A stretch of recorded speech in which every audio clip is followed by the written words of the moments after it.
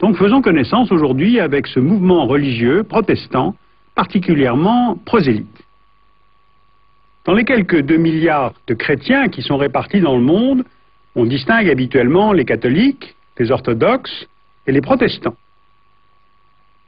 Et dans la mouvance protestante, ceux qui se disent évangéliques représentent environ 20% de ces 2 milliards de chrétiens, et ils sont présents un petit peu partout dans le monde. Environ 132 millions dans la région Asie-Pacifique, 100 millions en Afrique, 80 millions en Amérique du Nord, 85 millions en Amérique du Sud et 3 millions en Europe. 4 critères permettent de distinguer les évangéliques des autres protestants. D'abord la conversion, c'est-à-dire l'adhésion individuelle considérée par les évangéliques comme une nouvelle naissance, d'où leur surnom aux États-Unis de Born Again Christians. Deuxième critère, la Bible. C'est la parole de Dieu, infaillible, normative, comme un code de la route. Troisième critère, c'est le thème de la croix, c'est-à-dire le sacrifice du Christ qui rachète les péchés. Et puis enfin, l'engagement militant sous toutes ses formes. Évangélisation, bien sûr, mais aussi l'implication dans la communauté, dans le travail aussi, puisque l'entrepreneur est mis en valeur. Gagner de l'argent, par exemple, n'est pas vu comme un péché. Et ce militantisme explique la progression de ces mouvements évangéliques dans le monde. Aujourd'hui, ce sont les États-Unis qui regroupent le plus d'évangéliques, suivis par la Chine et le Brésil. Alors prenons l'exemple des États-Unis.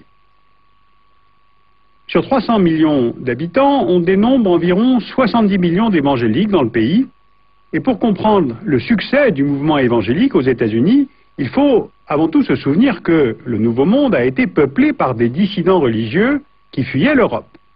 Car après la paix d'Augsbourg en 1555, la religion s'est territorialisée en Europe selon le principe du cuius regio et jus religio, c'est-à-dire à chaque région sa religion. Eh bien, de nombreux protestants ont alors décidé de partir s'installer au Nouveau Monde. Et c'est seulement vers 1730-1740 que certains de ces protestants puritains vont se singulariser au cours du Great Awakening, le grand réveil, et donner ainsi naissance au mouvement évangélique. Ils sont alors invités par les prédicateurs à mettre la Bible au centre de la vie terrestre et à s'engager individuellement pour Dieu. Le mouvement se renforce au XIXe siècle avec le deuxième réveil des prédicateurs méthodistes, baptistes, presbytériens, et ce mouvement va accompagner la conquête de l'Ouest, forgeant ainsi une identité chrétienne distinctement américaine. On voit sur cette carte ce qu'on appelle couramment la Bible Belt, c'est-à-dire la ceinture de la Bible au fond. Ces évangéliques se concentrent dans le sud des États-Unis. Eh bien, essayons de voir quelle est exactement leur place et leur influence dans la société américaine d'aujourd'hui. Ainsi, dans les années 1970, la droite républicaine va chercher à se rallier cet électorat blanc, évangélique, en intégrant leurs revendications dans leur programme politique. Et le premier président américain républicain à avoir été élu grâce aux voix des évangéliques blancs, c'est Ronald Reagan en 1980. Et depuis lors, leur soutien aux républicains a été croissant, comme le montre très bien cette carte des États remportée par George W. Bush au présidentiel de 2004. Bush, qui se présente comme un born again, a réussi à capter 75% des suffrages des évangéliques. À l'échelle des États-Unis, les évangéliques représentent à eux seuls 22% de l'électorat. Donc une campagne politique ne peut pas se faire sans une tournée dans les gigantesques églises évangéliques, les 1200 méga churches, qui regroupent plusieurs milliers de fidèles. Par exemple, la Lakewood Church à Houston, au Texas, réunit plus de 10 000 personnes chaque dimanche. L'influence des évangéliques touche aussi à la politique étrangère des États-Unis. Un pays comme Israël, par exemple, revêt une importance tout à fait particulière aux yeux des évangéliques américains. Pourquoi ? Eh bien, d'abord, le concept de peuple élu se rapproche de la vision qu'ont les évangéliques de leur propre pays, qu'ils considèrent comme la Nouvelle Jérusalem. Ensuite, ils croient que la seconde révélation de Jésus-Christ doit se dérouler à Jérusalem, à la suite de l'Armageddon, c'est-à-dire la bataille finale, toujours prochaine, entre les forces du bien et les forces du mal. L'existence d'Israël est donc pour eux une preuve éclatante de l'existence de Dieu, et ils voient les Juifs comme des chrétiens en puissance. Pour les évangéliques américains, s'opposer à l'État d'Israël équivaut donc à s'opposer à la volonté divine. La plupart se prononcent de ce fait contre le retrait d'Israël des territoires occupés, car ces frontières se rapprochent des limites de l'État hébreu telles qu'elles étaient vues par la Bible. Les évangéliques pèsent efficacement sur le gouvernement des États-Unis pour un soutien inconditionnel au gouvernement de Tel Aviv.